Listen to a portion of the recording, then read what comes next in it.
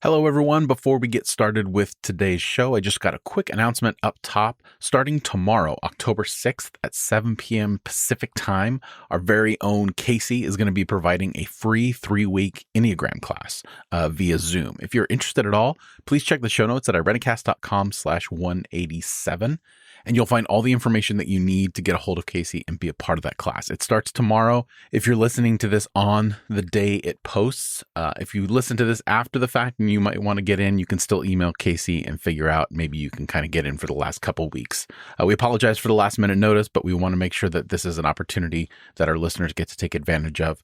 And don't forget, sign up for our email list. All the information for these classes and everything will be on that as well. So please make sure that you do that.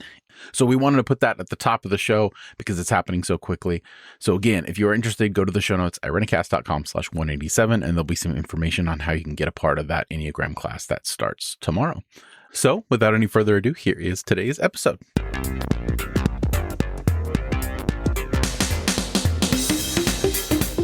Hello, everyone, and welcome. We are Irenicast, a group of folks leaning into our progressive Christian imagination.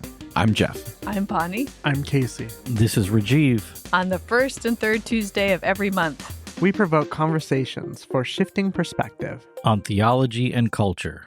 Thank you for joining us. This week, we continue our series on Beyond the Binary of Reconstruction and Deconstruction. Or is it Deconstruction and Reconstruction? It's beyond the binary. Exactly. It doesn't matter what order it is because we are in the zone of those two things, I guess. We're going to continue the conversation today by talking about self. Many of us come from backgrounds that teach us to deny ourselves, and I think that that's an important step in this journey. So we're going to be discussing that, and it'll be interesting. And for our segment, we're going to bring back an old one called Title Me This, and that should be a lot of fun. So let's just get into it. The self. I think one thing, and Bonnie, I think it was you said this as we were kind of planning what this conversation was going to look like. It's even in our notes here, you put like the adolescent development of it all. And I think that's a really apt way to describe, at least for me, my journey with self during this process of deconstruction and reconstruction, that needed place of selfish adolescence, that healthy selfishness. So maybe that's a good place to start. Unpack that a little bit, what you meant by that. I think Debbie Glander in the first episode of this Beyond the Binary of Deconstruction and Reconstruction, we talked with Debbie Glander, who is a therapist and also has studied a lot about human development. And she really brought forward some things that I hadn't really thought about before, using Erik Erikson and his stages of human development, that, at each of these stages, there's work to do in each stage in order to be able to complete the work of the stage and then move into the next stage of development. And we develop from the time we're born all the way until our elder years. It's not just an adolescent period of development. But yeah, like she focused in on like that stage of adolescence where the work is to form a self and an identity and to feel really grounded and rooted in that self and identity in order to then be able to face adult life. And how many of us in our traditions are coming to realize that was denied us completely. Not only did we just not form well as adolescents because of the messages that we received from our communities, but that the work of that developmental stage was completely denied us. Like we were in some ways betrayed by the adults in our lives who should have helped us to grow in that stage of development. So just like in the early toddler years where selfishness is a really important part of growth and development, it is also true in those teen years. And it was considered one of the cardinal sins to not only think that you have a self, but to esteem oneself. And that messes people up. And when the self is talked about, the self is entirely corrupt and not to be trusted. I mean, it's this weird thing. Yeah, there isn't a self, but then again, there is, and it's not any good. Which as teenagers, as junior hires, right, when you're hearing these things, you already believe these things about yourself without an adult telling you that, right? You're going through puberty, all of these new things are happening, your relationships are changing in terms of, I know for many young people, when you take that transition from junior high to high school, you lose your friends a lot of times, right? Because you're shifting, things are changing, and it's such a raw time, a very vulnerable time, and to have the adults in your life saying to you, you are bad and broken, you are not whole, you sort of lean into that. At least I feel like I did. I was like, oh yeah, you're speaking my jam. I mean, I'm an Enneagram 4, right? In general, I feel that way. But to have adults in your life speaking to those things, I think does something significant to your being. I think we ended our last conversation in part 4 of this on talking about the self a little bit. And I think, Casey, you said something that made me feel uncomfortable, not because I don't even know if I agree or disagree, but that idea of like just trusting yourself and how difficult that is when you come from a place, like we've also said so far, is that you're taught to deny yourself. You're taught to push those things under. How do you develop that muscle of learning to trust yourself and knowing and discerning whether that's a good thing, right? Because there's a lot of people in the world, like I mentioned last time we talked, that are trusting themselves, and they're doing so in a way that's harming others because they know their body and they don't need this vaccine or they don't need this or whatever. And how do we, I don't know. I don't know. I struggle with how to maneuver through that and how to more in the way of like communicating that to others, like in this platform when we're talking. It's like, so where do we draw the line for the self? And then where does the self fall in terms of all the other ways that we discern our place in the world? Well, I think, the thing you're talking about, Jeff, there with these other people in the world who are, quote, trusting themselves and doing these weird things in the political and healthcare world, the anti-vaxxers, anti-maskers as an example. What might be important for us to do in this conversation is to have in mind that in front of self is the authentic self. So there's, behavior where you're living into the self that you've been handed by your environment, where you've been told this is who you are, this is how you're supposed to think, and then you act out of that thinking it's yourself because you haven't yet engaged in the work to pursue the authentic self. And I think we're seeing that a lot in people being very loud about it in multiple ways today. Plus, with the ubiquity of social media, everybody gets to act out of their, whether it's inauthentic or authentic selves. Or maybe I find that people acting out of their authentic selves aren't posting to the same degree that people who are acting out of their inauthentic selves maybe do. I have no animosity to people who post a lot on social media. I think it is an important form of expression, an important way of communicating, but I think it also can be part of the process of self-discovery and understanding. So what I was hoping to lift up is, as we engage, that we're more and more thoughtful as we evolve as individuals. So I don't want that to be misunderstood. I think that's a good point, Rajeev, around posting and for whom are you speaking to, right? What is your point in posting? I mean, when I talk about trusting self, myself did not need to post on Facebook. I mean, at some point, eventually I did, but my first response was to turn inward and to navigate what was truest for me and how to first trust that before I could give it to anybody else, right? And so I think that that's sort of what I'm talking to is there's a self in you that longs to be known and free. And that self is the one that you are willing to testify to, the one that is calling you to wholeness and to freedom. The one that is not requiring anything of you but to find what is most true and is most liberating for you. I think that is what I'm talking to. whether you are an anti-vaxxer or not, this is not what we're talking about. We're talking about the ability to say, here I stand, so help me God, I can do no other, right? That Luther quote. This is the important piece of who I am. This is the truth of my journey. Yeah, Casey, that voice, that inner voice that you speak about is exactly the voice that we're told not to trust, right? And it's a voice that's lost. It's sometimes really lost in the cacophony of voices that have been injected into us by so many things, but certainly by the fundamentalist evangelical religious community. But I think Jeff's question is and the discomfort with trusting oneself.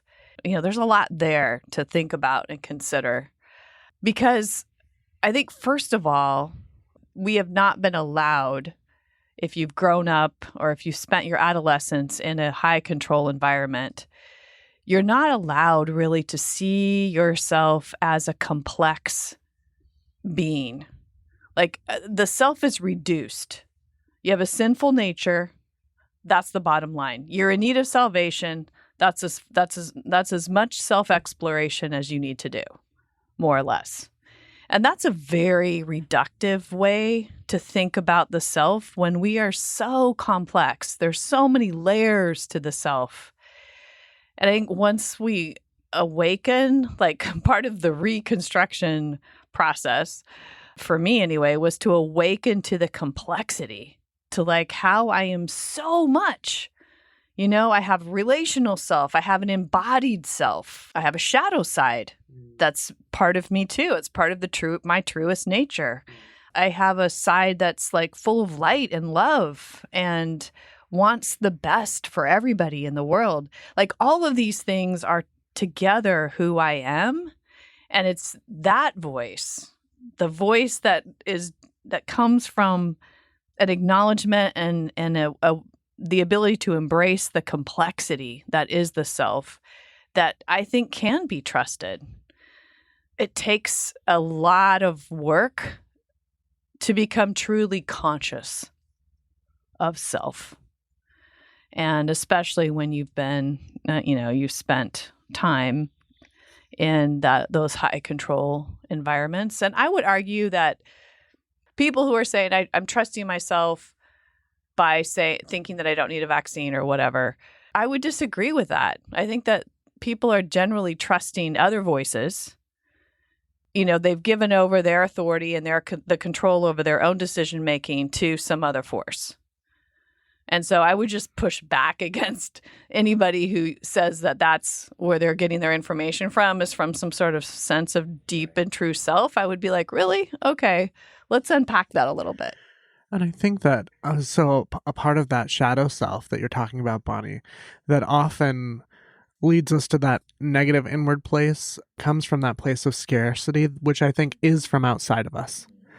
The self that is in us, that is kind and compassionate, the true self, I would say, if there is one that leans into abundance and the trusting of others and believing in the good of humanity. For me, when I'm trying to navigate, like, whose voice is this? To whose authority am I listening? My own or somebody else's? I'm always checking in to say, is this response gracious and kind, or is this a scarcity response? And if it is a scarcity response, it typically isn't my voice then. I'm listening to other voices or other exterior voices that are inviting me to be concerned or to be preserving. Because I think in general, the nature is to trust. The inner voice is to say we are connected. We can be grounded in graciousness and kindness. That's just what I think. And I also think that we don't, this is natural for us as humans, but I think we were also, or at least I was, taught this in my former context, is the idea that unity equals conformity. You can't have unity without it. And I think that we don't lean enough into conflict with others, conflict with ourselves. So when we hit those speed bumps of, here's the story or the narrative I was told who I am, sinner, child of God, already conflicting, right? Right, yeah. And then when I experience something in life, in relationship, that pushes against that story I've been given, we're told to avoid the conflict by pushing that part of us down. So we have all these attachments to what story we're supposed to be a part of and what story is going to destroy ourselves. How do we undo those attachments? How do we undo those narratives that have been put on us and discover we are not our story? We just have stories. And like, what are some of the things that we can do or we did personally to kind of unbreak those attachments? I mean, this is like such a hard one because I don't believe for 1 second that I've found my true self. I think it's a process, but I do believe I've been in the space with others who are more like self-aware.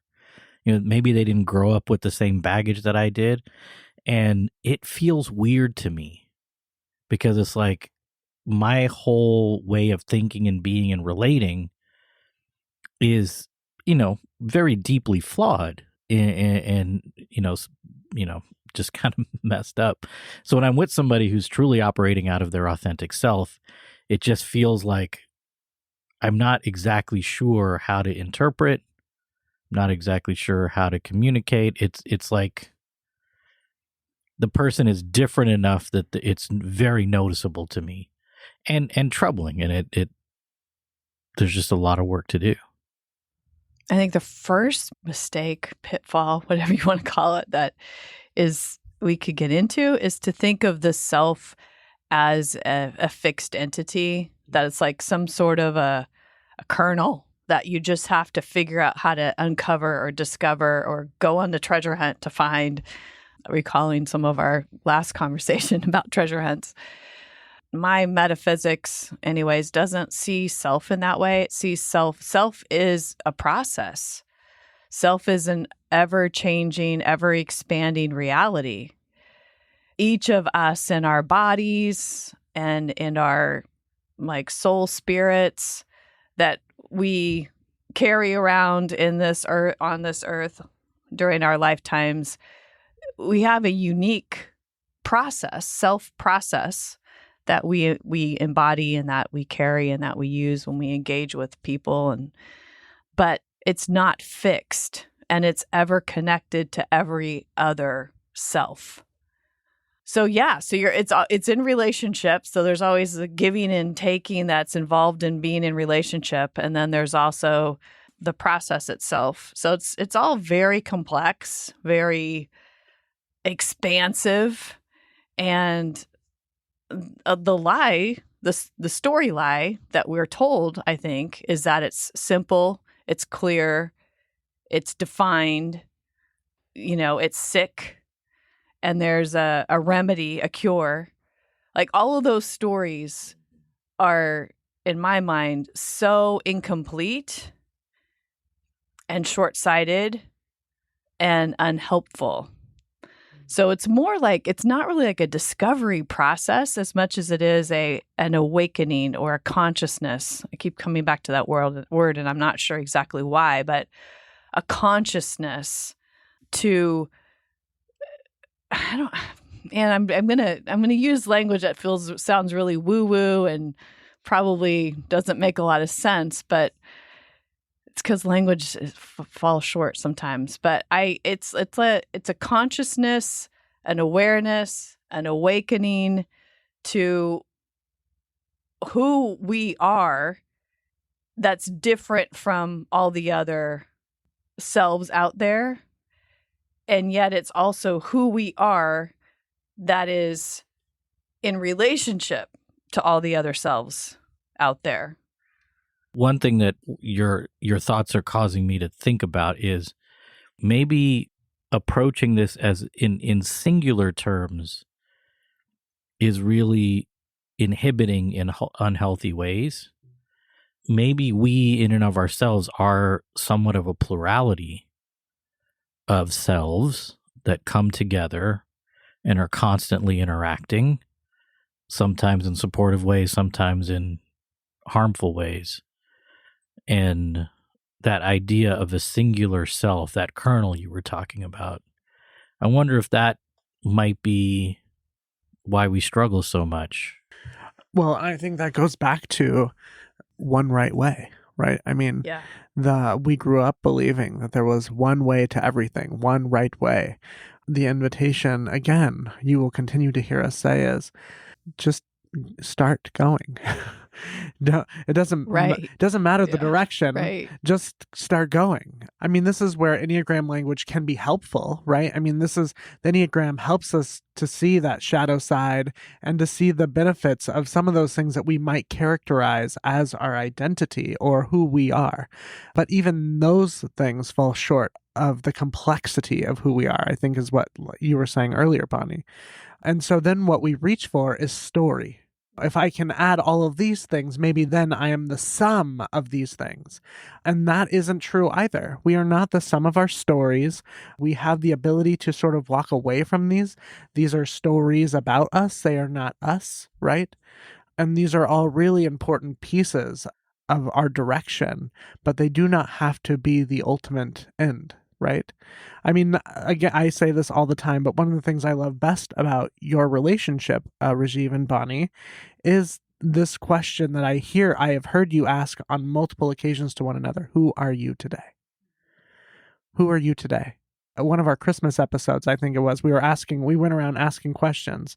And I think, Rajeev, you asked Bonnie, like, what is your favorite food today? Right. Because you knew that it may be different. Mm-hmm. And I think that that's how, not only how we should hold ourselves, but how we should hold one another. The ability to say you are more complex than you were yesterday, right? There is something truer in you, hopefully today, than even yesterday. Mm-hmm. And how do we honor that? Right. And that dynamic goes in every direction, right? Sure. Yeah. You know, you're more complete than you were yesterday, and then the next day you're a little more confused than you were yesterday. You might be an asshole today. Yeah, and so some patience, tolerance, and persistence to just hang in there. But I think that's exactly what you're talking about. That's the point of journey, is finding those journey partners that can be in that with you. Yeah, thank you, Casey. That language is so much more clear and helpful. Thank you. I think that this is, again, Enneagram for like the depths of who we are is one of my favorite topics. But I think even more than that, I think for me this matters because as a queer person, that journey of struggling up against people who told me that I was bad and broken, right? And I think that women experience this a lot also, that it's this sense of like you have no control over your body, and it is society who tells you who you are and how you should be in the world. And for some of us that we shouldn't even exist, period. And so this matters to me so much because I have found that in my own coming out, there are people who come out alongside of me. Always. Always. It's always been this way. And I think that is one of the truest parts of who we are, is that we all long to come out. Not as queer folks, but as people. We long for people to hear our story, long to be known. And so when you take the risk of coming out in whatever way you do that, whenever you speak to the truest parts of who you are, you will always find people who are willing to walk alongside of you and who will be threatened by you. Because there are people who long for partners, like you were saying, Rajeev, and there are also people who are threatened at the idea that they might have to do the work of coming out because they feel it might be too scary. And the work is always worth it. The road is always worth it. But getting there or believing that that's true, I think is 90% of the process. Obviously, all of us have had varying degrees of identity put on us, depending on a variety of different factors. So I'm wondering for you all, like, what are some things that pushed you to kind of start the internal work of untying some of that? And maybe that might be helpful for our listeners to be like, okay, here's what I've been given. I'm really struggling with this. How can I zero in focus and attention and energy to a place that's going to at least a little bit unravel so that I can discover at least who I am in this moment and maybe where that's leading me. Yeah, I think, thank you for keep pushing us back to like, what are some practical applications here? Because we can wax eloquent on all kinds of theoretical things, but I think it's really helpful to review. You know, if you weren't given the opportunity to go through adolescence in the most selfish, delicious way that everybody between the ages of 13 to 25, whatever it is now, should be able to be so incredibly selfish, because that's how you become centered, grounded, and have the things that you need to work with to then enter the adult life, where at some point you're going to need to mentor young ones growing up around you. And that's part of what being an adult means. So yeah, I think like reviewing whatever age you're at right now, reviewing the decisions that you made in your life, like life's decisions to have children, to get married, to not get married, to come out, to not, all of these decisions, like life-altering decisions that you've made. Go back, put them on some sort of a map, a timeline or whatever, and then take a serious look at each one and ask the question, like, was that me making that decision? Was that my community's, was it pressure from my community that sort of channeled me into that decision? From what place did this decision come to be? And then there may be some grieving in that.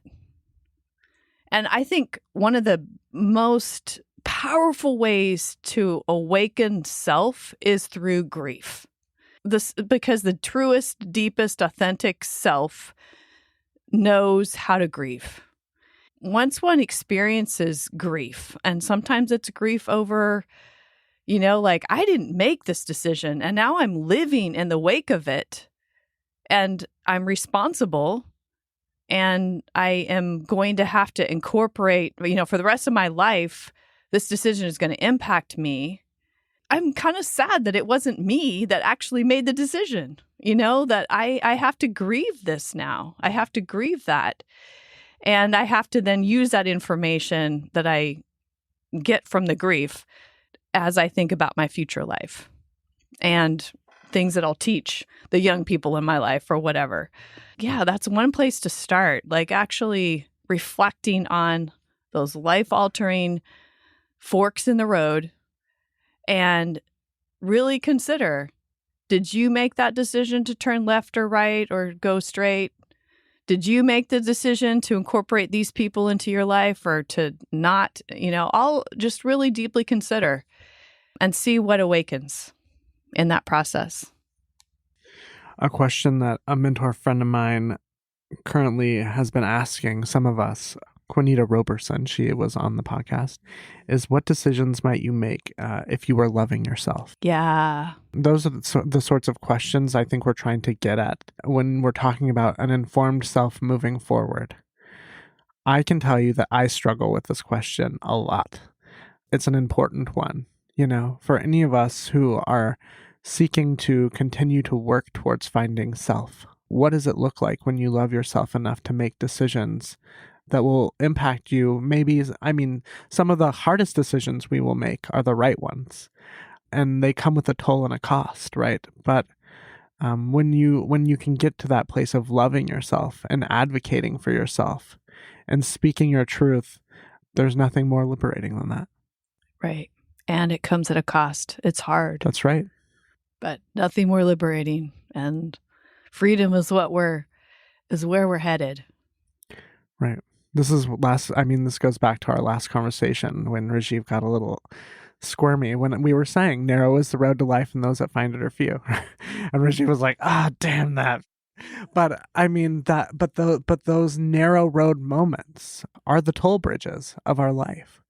There have been times when I'm driving from Berkeley back to Sacramento where I forget that I need $5 or whatever. Now fortunately I have my fast track, but there were moments where it was like, do I pay the toll, the $30 or whatever to keep going, or do I turn back around and find a way? Sometimes it's worth it to just keep going. You pay the $30. Right. You just pay the $30. Yeah. Yeah, I think one of the hardest parts of coming to these realizations and going through the exercise that Bonnie, you were describing, and Casey, you were describing about thinking about past decisions, past choices, is trying to not react to them, but integrate what you discover into how you're going to make future decisions.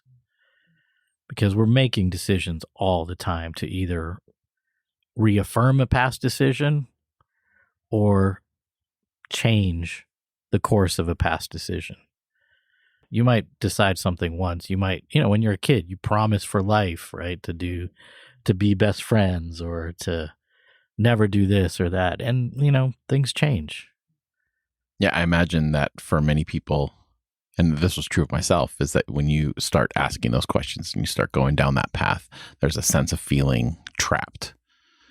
Trapped by your past decisions, trapped by your current conditions and how they're going to affect your future, trapped by projecting the consequences of whatever decision you're going to make now into the future and what that's going to look like and how it's going to turn out to varying degrees, right? Depending upon where you are in life. And it's not easy. It's not an easy thing.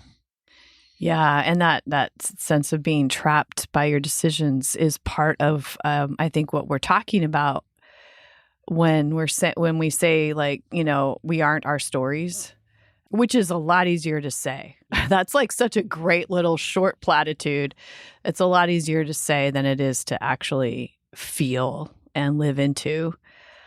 There's the narrow road, meaning only a few people actually go through this reflection process. But then there's also the narrow road of never going through the reflection process, which then I think also is that sense of being trapped because you're in such a small, confined story box that it's hard then to have a lot to work with when you are creating the future for yourself and for those people that you're in relationship with. Expanding the way we tell the story about ourselves, which happens in reflection and retrospect, in looking back at the past, in grieving things that we wish maybe had gone differently, and also forgiving ourselves for not doing this sooner, or for staying at a place longer than we should have, or, all the many things that we can beat ourselves up about, and also we can feel trapped about. By going into the past and enlarging the way we tell a story about ourselves, it gives us so much more to work with as we put together the future, as we create the future, co-create the future. Because if only our life was just a product of our own decision-making, it isn't. It never is. Every single life, that's part of the complexity, is made up of one's decision, the decisions made by self, but also of all the decisions of the selves that we're in proximity to that impact us. So we're constantly creating with all of these things. And the larger you can make your story, the more you have to work with. That's a little process theology there that I have to throw in alongside the Enneagram, as hopefully being helpful. Right. Because on one plane, our story is linear, right? Like we can't go into the past. However, we can recontextualize our past. So on another level, our timeline, our life is not linear. It can be reformed. It can be redeemed, if we want to use that kind of, churchy language as we're kind of walking through that. So I think that's an important point, because the physical moments may be concrete. They happen the way that they did, but the way that we choose to reinterpret them through our life is valuable. And it makes so much more possible. And it's ever forming, like even the process of coming out. And Casey, you can speak to this better than the rest of us here, but in conversations I've had, it's like it's an ongoing thing. It's not a moment, right? And for all of us to, as we claim these identities that you speak of, Casey, that are so deep in us and our most true and authentic selves, the revelation of those identities is just an ongoing thing.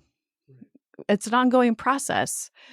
And so, like, yes, there's concretized moments like this happened. There are facts. Facts are real. And also those facts, through the interpretation, through the understanding, through the connection to self, they can expand to make more things possible for us. Yeah, I agree with that, Bonnie. I think that I tell young people all the time, you are always coming out. You will always come out. Coming out is a process, right? It's not a one and done. It's not a sit your family down at Thanksgiving and destroy everything and burn it to the floor. That's a model, but there is always a process of coming out, and it is a lifetime's worth, right? Another thing I want to speak to, I think that it's important as we go through this, is that we have the capacity to redeem our stories, sure, but there are some things that are just not redeemable, right? There are things that happen to us. I'm thinking of violence and trauma that are things that we don't need to pick up and say, how can I redeem this? Sometimes things are just, they're shit. They're tragic. And you can leave those things to be what they were or are and never have to move back to that place. I think it's important for us to name that, because I know many of our listeners, some of them have experienced some severe trauma in their religious upbringing. I don't want them to begin to hear us say something like, well, God can redeem anything. Everything happens for a reason. Beloved friends, we are not saying that. We are not saying that. Nope. And in this conversation, I think we'd be irresponsible to not encourage everyone to get professional therapeutic support in these processes as part of your journey.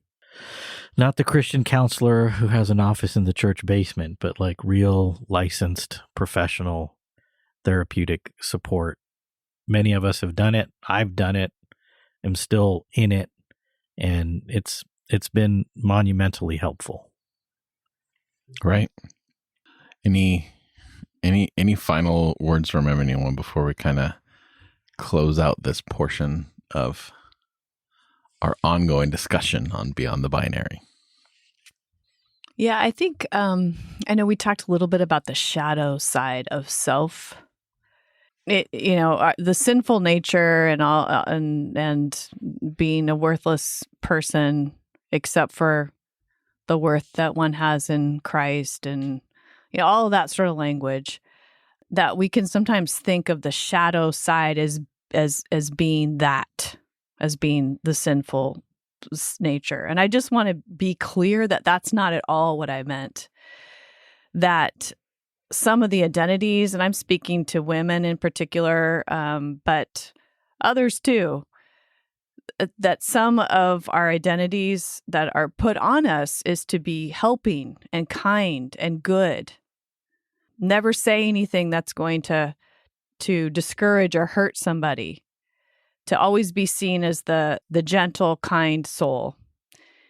And the shadow side can be really helpful in kind of like nuancing that identity a bit, and maybe even rejecting those identities of being gentle and kind. That each of us does have the capacity to be fierce and angry and rage, and that can be also our true and authentic selves. And it can cause us to say things that aren't always typically kind, but may cause hurt in somebody else, because that antagonism or that hurt can actually facilitate the next step in this co-creation. I guess I just wanted to, in case there was a question about that, I just wanted to say the shadow side of ourselves is something to work with, especially if the story that we've been told is that we don't have that, or we need to somehow suppress that into submission. I like to just say, work with it if you need to help to claim the truest sense of oneself. I got nothing to add. I would just sort of close out with, in these moments when you feel overwhelmed by your past, when grief begins to swell in you, my hope is that you can find gratitude for where you are. You are safe. You have made it this far. Gratitude often is the antidote to the things that we often are sort of bound to. Envy, regret, sorrow. And so my invitation for any of you friends who find yourself, especially after this conversation, which has been all over the place and probably pretty heavy, is just to reach for gratitude, even in the moment. Can you take a deep breath in? Can you notice what's around you? Start there. Because at the end of the day, you have survived this far. And there is gratitude for that. At least I have gratitude for that. Amen. Well said, everyone. For those of you listening, let us know what you think. You can add your voice to this particular conversation by commenting in the show notes at irenicast.com/187. And in the show notes, you'll find relevant links and a complete list of all the ways to like, follow, and contact the show. That's irenicast.com/187. And if you haven't already, please consider joining our email list. Our email list is the best way to stay updated on all things Irenicast, not just the episodes that we're releasing, but the events that we're doing, upcoming courses, other places that your favorite hosts in the world have popped up on other shows. So check that out. And you can, there's a link in the show notes, irenicast.com/187 to sign up for that email list. And of course, to get more information about our next intersection meeting, which is happening on February 3rd through March 10th. It's a weekly meeting at 7 p.m. Pacific Standard Time. And you can get more information, again, in the show notes, irenicast.com/187. Or really, the irenicast.com. Just go to our website. Any episode's going to have the information on all that kind of stuff. So please check that out. On the other side of the music, we are going to be playing a little game called Title Me This.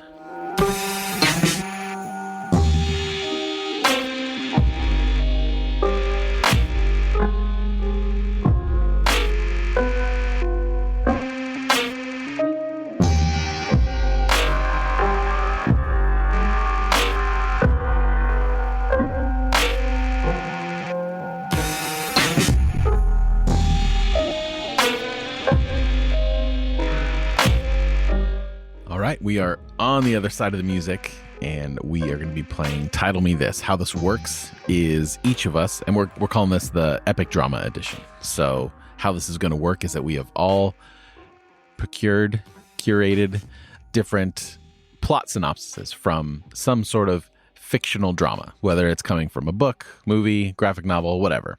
And each of us are going to read our synopsis, and then the other hosts have to create a title that they think best captures what we just heard. So let's do this. Let's see how this works. I'm just going to start around the table that I'm sitting at and go to my right. And Bonnie, we're starting with you. So it's important that you know that both of these works, stories, I respect greatly. Just know that before you make fun of it. That's not going to stop me. And the creators of these stories I respect. Okay, so here's the synopsis. When Lennox McLeod uncovers the long-held secret that his real father was not a Highlander at all, he feels torn in two.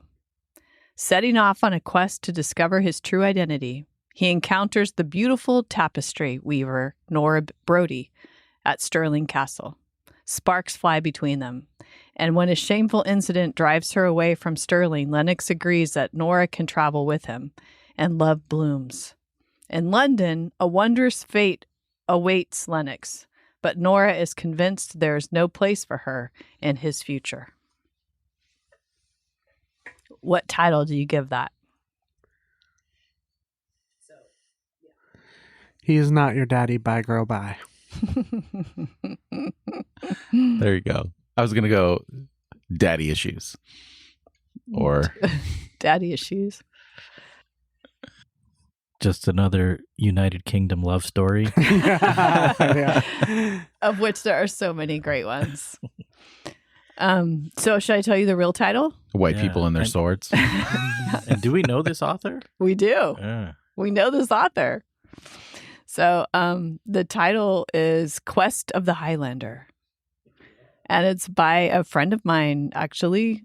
Her pen name is Cynthia Wright, and she writes all of these amazing historical romance fiction books. She's awesome. Yeah. All right, Casey, you're up. Okay, so this is a story about a young man named Elliot who befriends an alien who's just trying to get home.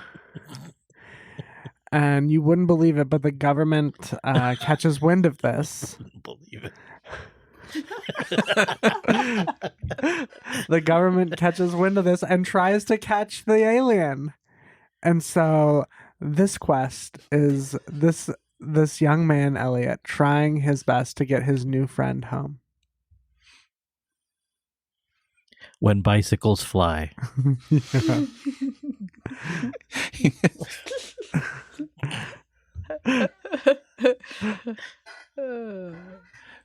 Just purely based on the synopsis you gave us, and not the knowledge that I have of where that synopsis comes from.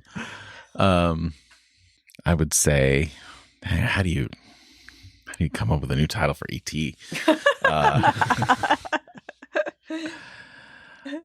Immigration Report? I don't know.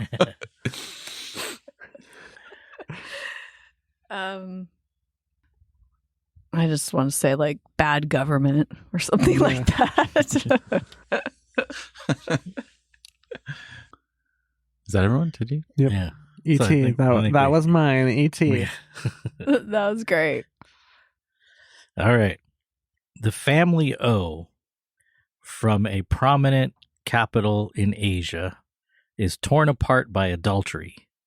Mrs. O has caught her husband having an affair with their children's former governess and threatens to leave him. Mr. O is somewhat remorseful but mostly dazed and uncomprehending. His sister, wife of a government official, arrives at the O's to mediate.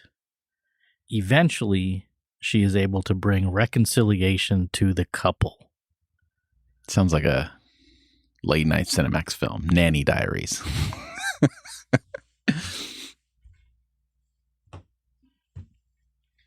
don't know. Reconciled. Can you read the first part about how the husband responds to this again? Yeah. The husband is somewhat remorseful, but mostly dazed and uncomprehending. Yeah, that was my favorite part. My title is Dazed and Uncomprehending Men. That's my title. Why are they always dazed and uncomprehending? Why do they always feel that way? A handbook on men. Huh? Dazed and uncomprehending. Yeah, That's 2021. Men in 2021. Yeah. 2020, 2019. Like, come on. Let's have it end by 2025. That's How about right. that? That's That'd be right. nice. No more dazed and uncomprehending. Wait, what was the name of the title? It's Anna Karenina by Leo Tolstoy. That's my fancy one. I have a trashy one next. Oh, yeah, high-minded literature. I'm going to break that trend right now. A widowed writer accidentally goes into the wrong theater, and he becomes obsessed with the male star of a teen movie called Hot Pants College Part 2. Oh, my God. He embarks on a journey to meet the young man and begins to truly discover himself. Fast and Furious 12? Hopping in hot pants. Oh, man. Hot rods and hot pants. I don't know. Dazed and uncomprehending. I could go all day with this. I love this, Jeff. This is a good one. It's okay. We're all learning the game. Got to come up with a scenario we can work with here. All right. What is it? Oh, it's a 1997 movie called Love and Death on Long Island. Love and Death. It's with John Hurt and Jason Priestley. If anyone's interested. Casey. I'm checking Netflix now. 1997. That's actually like a real movie. Yeah. Like a Hollywood. Oh, it sounds exactly like a real movie. I mean, not like a, straight to video film or whatever. yeah. Sounds like every movie of the mid-90s. Good point. Touche. So my turn? Yes. Okay. I'm going to change a couple names. To protect the innocent. To protect the innocent, yes. In a series of letters, Bob, the captain of a ship bound for the North Pole, recounts to his sister back in England the progress of his dangerous mission. Then there's a bunch of impassable ice. He's trapped. Then Bob meets a doctor who has been traveling by dog-drawn sledge across the ice and weakened by the cold. So Bob takes this doctor aboard the ship, helps nurse him back to health, and in exchange, really, for fantastic tales of this doctor's experimentation. I'm going to go with the Dr. Seaman. All right, Jeff, you win. You win that round. Except he wasn't the ship guy. But he nursed the seaman back to health. So the doctor. with- No, the seaman? the seaman nursed the doctor back to health. Right. Oh. The doctor was the weak So it's the one. seaman the seaman's drunk. doctor. Sure. Right. Experimenting with doctors. Playing doctor. Playing doctor, yeah. All right. Well, for all those literary people out there, this was Frankenstein by Mary Shelley. Very different from the movie. Mm-hmm. The book is very different. The doctor was Victor Frankenstein. Never read the book. It's good. It's a really good book. In the movie, it's, Frankenstein's not the monster, right? Well, it depends which movie. And he's the doctor. Oh, maybe. Yeah. It's Frankenstein. Frankenstein. Was that the Gene Wilder adaptation? Yes. Best one. Okay. This, by the way, I think is one of the gayest movies ever made. Jose, my husband, disagrees, but if you watch it in the right lens, you will understand. After learning that a stranger has been accidentally killed near their rural homes, 4 Oregon boys decide to go see the body. On the way, they encounter a mean junk man and marsh full of leeches, as they also learn more about one another and their very different lives. Just a lark at first, the boys' adventure evolves into a defining event in their lives. I think I'm with your husband on this one. I am not. I think Stand By Me is a challenge of modern masculinity, and to label it gay is offensive. You're picking these classics for Casey. I know. You're reading. I'm trying to disconnect myself from what I know about the entire movie and just go off of what you said. Right. That's what I'm trying to do too, because I keep coming to that leech field where he faints because he's got the leech on his, penis. He passes out. Such a great scene. I think a good title is Boyfriends. Yes, that's a good one. Oh, Yeah. Boyfriends. Boyfriends. Boyfriends part That's one. kind of a It good kind of one. works. Yeah. Boyfriends Part 1. I'm just going to say Dead on Arrival. The original story is called The Body, right? Yeah. Mm-hmm. Yeah. Stephen King short Yeah. story. Yeah. I got nothing. I love that movie, though. Stand By Me. Yeah. Mhm. Yeah. I love it. All right, Rajeev. All right. This story explores the unorthodox romance, a love triangle between a human, a misunderstood vampire, and a werewolf. In this allegory of Mormon propaganda, we delve into I'll explain.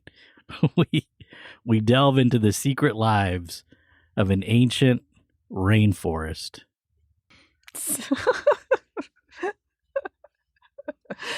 You clearly made this. You're making this up as you go. The secret lives of a rainforest? Oh, within a rainforest. Oh. And it's a vampire and a what? A werewolf and a human. The secret. What did you call that? And they're in a rainforest. And what was their relationship? It's like a twisted love triangle. Oh, okay. Twisted love triangle. Mythical throuple. Mythical throuple. Good. And then you have to throw in Mormon propaganda, which, okay. I'll explain. I know what you're talking about. I Yeah. think. Yeah. Werewolves and eternal planets. Right. How about bonded forever? Yeah, that's good. Did you already guess? I already came up with Oh, it. Yeah. right. Okay, so, I mean, it's Twilight. Yeah. And the author is Mormon. So my conclusion is, being a former Seventh-day Adventist, first cousins of the Mormons, it's like the vampires of the Mormons. Like these actually very decent species that is misunderstood. And when the fog lifts, they sparkle like diamonds. Mm. There's a lot of purity culture subtext in the story as well. Oh, yeah. Yeah, and the whole mating for life. Imprint. And blah, blah, blah. Imprint. You've been imprinted before birth or something. Yeah. All that stuff. It's in there. I mean, I don't say it negatively necessarily. It's very popular for its time. In its time. Yeah. Our younger son loved that whole series. Mm-hmm. We actually made a trip to Forks on our way to Canada. Shine bright like a diamond. Mm-hmm. Right, so you did your Twilight pilgrimage. We did. That's how much we love our kids. All right, last one. A London publisher recounts a lunchtime reunion with a former lover. An existential, I can't even say that. A parable of a wistful journey through youth and the excitement and bitterness of that time trapped in the mind. A former romance is reevaluated by a rose-colored filter of time. Time has moved on, but the past has trapped the author. Ooh. Time marches on. TikTok prison. I feel like there's so many teenagers who are experiencing that right now. For for real. sure. Oh, yeah. Double meaning. Yeah. I'm stuck in the time thing, too. Time capsule. Time capsule. The actual title is The Song of Lunch. It's a 2010 film with Alan Rickman and Emma Watson. Like, Emma Thompson, sorry. You're picking these like Hollywood films that no one's heard of. Right. That's So they, I'm not going to throw out E.T. or anything. Oh. I was just going to say, go with the classic, Shade, like the shade of it E.T. and Stand By Me. I'm all about the description. I wanted a description that would like bring about a good title. I was trying to create movement. But, we each approach this game differently. Yes. All right. very true. With that being said, that will do it for us this week. If you've enjoyed Arenacast and would like to join the work we are doing, please consider donating to our PayPal link at arenacast.com/PayPal. We're committed to keeping the show for free for listeners, but there are costs involved, and your financial support always helps. That's arenacast.com/PayPal. Arenacast is also a nonprofit organization, so your donations are tax deductible. And you can also support the show simply by making sure that you follow the show on wherever you listen to your podcasts. If the platform allows it, leave a rating and or review. We'd love to hear from you. So for this week, I'm Jeff. I'm Bonnie. I'm Casey. And this is Rajeev. Thanks for joining the conversation.